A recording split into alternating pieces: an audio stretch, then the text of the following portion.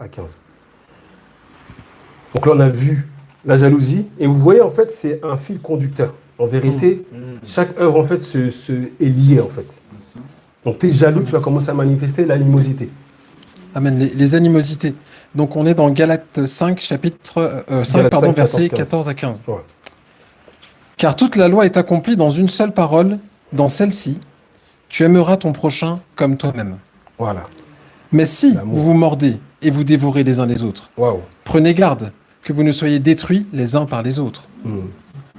Amen. Amen. Ça, c'est l'animosité. L'animosité, en plus, ce qui est incroyable, c'est que Paul pourra dire dans 1 Corinthiens chapitre 2, il parlera en disant qu'il fera une comparaison, comment dirais-je, entre l'homme spirituel et l'homme animal, celui qui ne peut pas recevoir les choses de Dieu. En vérité, tu peux recevoir l'esprit, mais tu te comportes comme un animal. Animosité. Et animosité, vous savez, lorsqu'il dit que vous vous mordez, le verbe mordre, en fait, c'est blesser l'âme. En fait, blesser l'âme. Blesser l'âme, déchirer avec des reproches. Donc il y en a beaucoup, ils sont spécialistes de reprocher les choses. Ça, c'est de l'animosité. Tu reproches les choses, tu rappelles les choses pour blesser l'âme. Pourtant, la personne, Dieu l'a relevée, mais tu vas rappeler. Ça, c'est l'animosité. Parce que lui, les animaux, au-delà de l'aspect, en fait, ils ont un instinct primaire.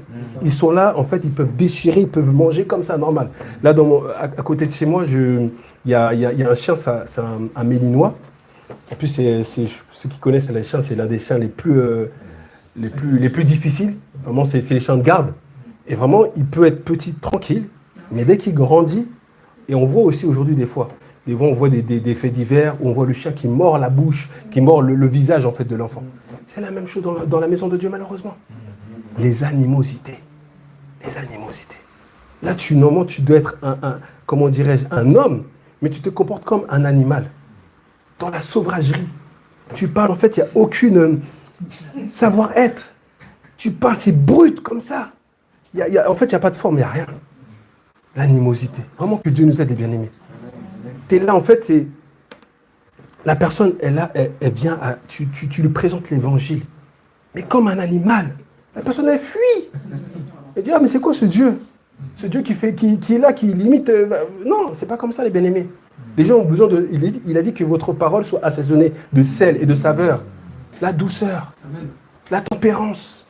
Ma sœur, tu vois ton mari, ne sois pas directement comme ça. La patience, la tempérance. Le silence. Oui, parce que l'animosité, ça parle beaucoup, justement aussi. Ça parle beaucoup. Vraiment.